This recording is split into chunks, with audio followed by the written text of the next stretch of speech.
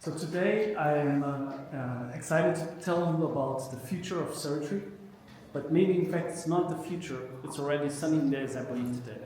And I hope that I will be able to convince you that this concept called digital twins is already impacting and has the potential to greatly impact how we treat patients and making the treatment much more personalized. So let's imagine now for a second that you're a surgeon. You're preparing your case for surgery, you're with your team, we've reviewed all the imaging, MRI, CT scans, ultrasounds. We have all of this data about the anatomy of the patient, and now comes this difficult point where you need to make a decision. You need to decide what is the best treatment for that specific patient. And sometimes you can go for an approach that is more conservative, other times you can go for an approach that is safer. And it's not a question of expertise or knowledge, it's a question of access to information. And many times clinicians make decisions with insufficient data. Now let's move forward to the surgery day. Now you're in your ward, you're with your team, and this patient is on the operating table. You look at the patient's anatomy, but something is different. You remember what you saw in the image, but some aspects of the anatomy changed, and you're not sure anymore where is the tissue that you remove.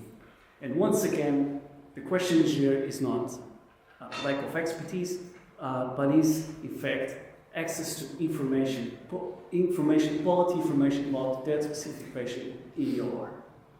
So there is a concept that was introduced in industries already decades ago called digital twins that describe a virtual object that in fact works as a twin of an object in the real world. So this has been used in many industries such as aerospace and manufacturing to allow to predict and to simulate how a real-world object behaves.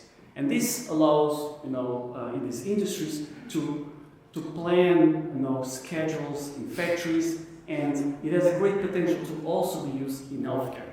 So what is a digital twin in healthcare? So you can think of a physical object, an organ, or a whole patient. In this case, let's think about the kidneys. And now you have a digital twin of the kidneys. So this is a virtual model that is built using real data from the kidneys. And there is sometimes real-time data that is being used to update our knowledge about the function of the kidneys. Now, the way that we build a digital twin combines many different types of technology, among them artificial intelligence, the Internet of Things or Internet of Medical Things. So these are a set of connected devices that provide real-time data, mathematical simulation, cloud computing, and also extended reality devices such as virtual reality and augmented reality. Now, instead of just explaining the theoretical concepts of digital twins, let's look at some examples. And here there's a company in France called InHeart that was able to build a virtual twin of the heart. So this digital twin of the heart is built using from medical imaging data and AI algorithms that process the imaging data and able to build. But this model does not contain only anatomical information, it also contains physiological information. And this allows surgeons to plan certain procedures in the digital twin of the heart. And there's evidence that this type of tools reduces the procedure time by around 60% and reduces the risk of recurrence by 38%. And the digital twins have not only been used for heart surgery, they also have many applications in orthopedics, in neurology, and also in liver oncology. And these are just some examples. So, just to summarize what I'm explaining to now, digital twins allow us to simulate, to predict, such that we can make better decisions for each specific patient. And the goal ultimately is to improve the clinical outcomes, reducing risk and recurrence. Now, let me make a switch to the work that we've been developing at the Champlain Foundation. To look more specifically at the Digital Surgery Lab. The Digital Surgery Lab is a multidisciplinary team that combines engineers, software developers, and clinicians, surgeons, radiologists. And our goal is to bring digital innovation to improving cancer treatment, and specific breast cancer treatment. Breast cancer is the most common form of cancer in women, with more than 2 million new cases diagnosed every year. And in developed countries, it affects 1 in every 12 women. Now, when it comes to treatment, breast cancer always requires surgery, and there's two main treatment options: mastectomy and breast-conserving surgery. Mastectomy is a drastic intervention. It's a complete amputation of the breast, often leaving the patients with psychological and physical disabilities. It is also complemented with breast reconstruction in most of the times.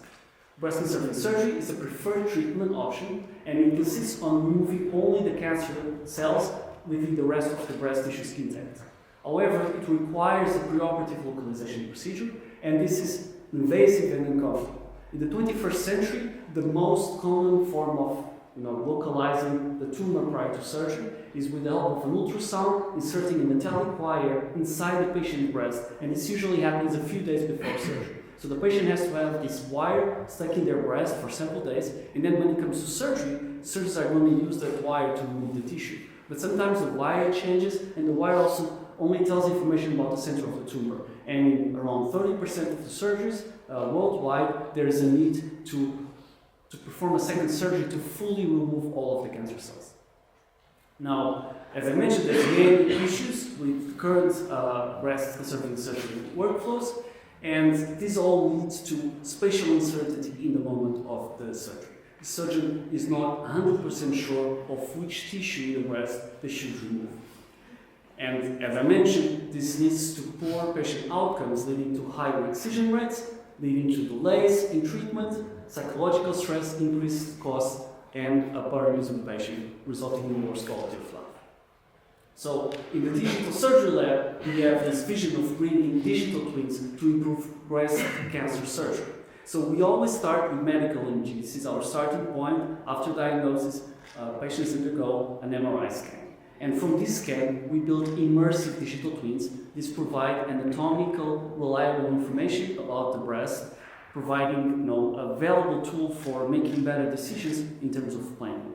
And then in the operating room, using an extended reality headset, the surgeon can see where the tumor is through the patient's skin, leading to more accurate surgeries. So let me now tell you how we're building this whole, making this whole thing into practice. So supporting all of the developments that I'm going to tell you about, we started collecting a large, unique in the world, multimodal medical imaging data set. This project was started by Pepe Gouveia, who's a breast cancer surgeon at the Shemal Foundation, and is being implemented by also João Santilha, a biomedical engineer who's colleague in the digital surgery lab with me, Nuno Mossami, and the help of radiologist Mariana Klein. So we started this data set in 2023, and we have already recruited more than 300 breast cancer patients. And for each patient, we acquire a standard of care breast in prone MRI scan. So for those that don't know, for breast cancer patients, we perform a breast with the patient belly down. This happens to reduce artifacts due to breathing motion, and it's the way that we can get better quality of image. But as you can imagine, the position of the breast is completely different during surgery. So we are complementing this with an additional supine sequence now with the patient belly up in a position that is more similar to the one in surgery. And then in addition, we perform a supine surface scan. This is a three-dimensional scan of the patient's body that resembles the position of the body in the operating room. And now we're collecting this data set, and then we're using this data to develop all of the different technological components that I'm going to be talking about. So the first one is we build models that automatically process medical imaging information, segmenting them in different tissues. Now we have information about fat, fibroglandular tissue, and tumor, for which we build the digital twins, and we also simulate how the tissues move as the patient changes position using advanced biomechanical simulation pipelines. And so in the end result, we have this very anatomically reliable digital twins. For the AI-assisted medical imaging algorithms, this is work that is being led by Yasna Forgani, a PhD student in the lab, supervised by João, and we're using advanced 3D neural networks, with the UNet architecture. We're achieving very high performance in segmentation tests, and from the result of this is now our 3D model of the breast. Now, as I mentioned, this 3D model is not in a position that is similar to the one in surgery, so now we need to simulate how the tissues deform. And Francisco is a PhD student working with me, and also Carolina, a master's student. They're building real-time breast tissue deformation simulation using also a new physics-inspired neural networks. So we have here a model input to this biomechanical simulation neural networks, and the end result, is to be able to predict how the breast deforms. So this is still ongoing work, and this is one of the most challenging parts of our technology. But while we still haven't fully developed the biomechanical simulation, we can start working on different components. And so the next one is building immersive visualization tools that allows clinicians to see these three-dimensional objects and make better decisions. And so this is work that has been led by Tiago Quaresma and Bruno Vaz, and we're building using augmented reality devices. We're aligning the conventional medical imaging data, so MRI scans, with now these 3D digital models, allowing surgeons to better plan their surgeries. In fact, not only to better plan surgery, but also to use this tool as a patient education and patient engagement technique, such that the surgeons can better, tell their patients what their problem is and help and together with them reach, an optimal decision for their treatment. So as you can see here in this video, there's many tools that we've been implementing in this device, and we're building all of these interfaces in co-design sessions with actual breast cancer surgeons. Now, the next step is we have our digital twins, and in the operating room, we perform a real-time scan of the patient, and then we need to align the digital twins to the patient's body, and for that we use also registration algorithms that we're developing that contain volumetric correction. And then finally, we provide this image to the surgeon using an extended reality headset, allowing the surgeon to see the tumor through the patient's skin.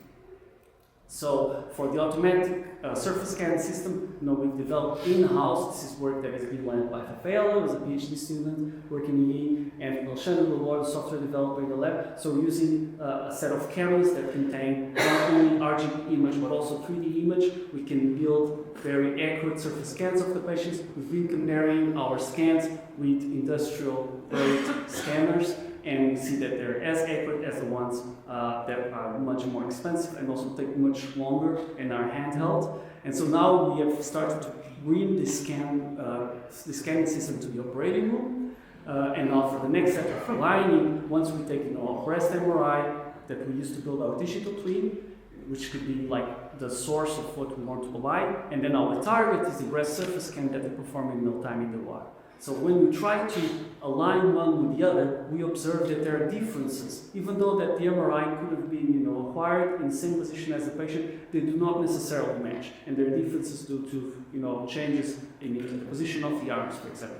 So Liana, who's a very talented master student, has been working on algorithms that can not only align the two volumes, but also correct for small deformations in their volumes. So she has optimized an algorithm that is able to align the two structures, but then to correct for the small differences in volume. And then recently she's also started working with another master student, Enfik, that as you can see in this image, they can define what is the exact geometrical correspondence between the two structures, and then align them and correct for these changes, these differences in volume. And now you can see that after aligning the volume matches very well with the surface of the patient.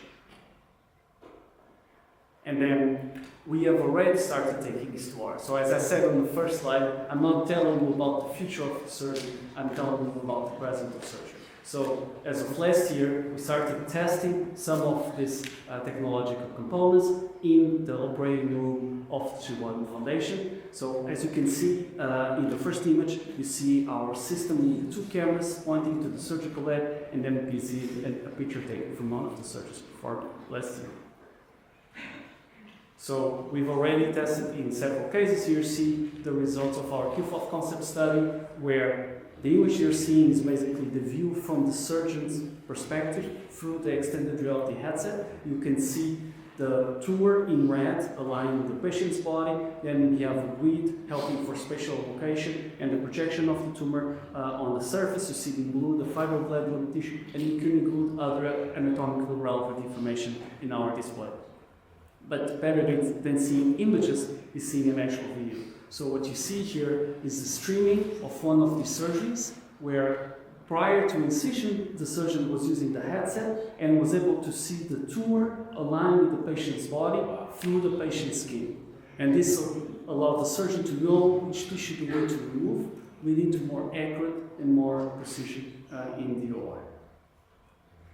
There's an interface on top where the surgeon can choose which elements you want to visualize, but the critical part is seeing the anatomy, the inside of the patient aligned with the patient's body in the operating room before starting the surgery.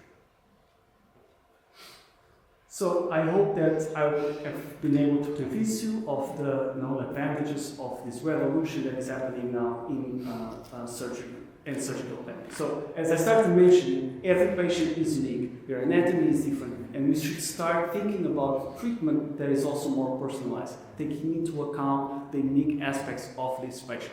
And this is where digital twins come in. Digital twins allow us to have a full digital model of each patient that can be used to make simulations, to predict, to test. And we combine these digital twins with these new advanced extended reality technologies, allowing us to fuse these different medical imaging data, in this case 3D models with standard MRI, and then bringing it to the operating room, allowing the surgeon to see all of the anatomical detail allowed with the patient's body in the operating lab, leading to more accurate surgeries. And ultimately, our goal is to make surgeries more precise, to reduce the rate of re-excisions, also to reduce the rate of mastectomies, because we believe that with better tools, surgeons will be able to move more confidently for Western surgery surgeries. And in the end, again, as I mentioned, our goal is to improve quality of life for our patients. And again, this is not in the future, it's happening now. And we hope that in the next 2 to 3 years, this will be available in hospitals all around the world. And with that, I would like to thank you and thank all of you for